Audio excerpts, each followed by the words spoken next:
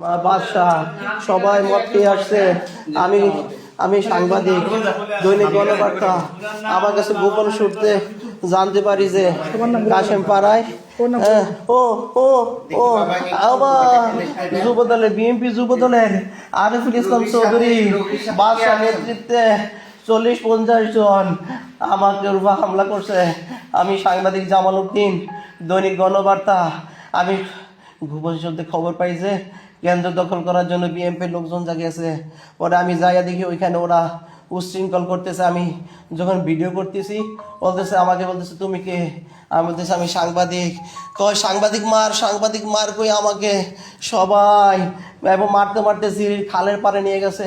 ওর মায়েরা খালে ফালাই দে। এর মধ্যে 10 মিনিট পর প্রশাসন গেছে।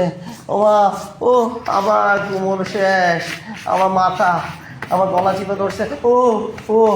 আপু আমার শেষ।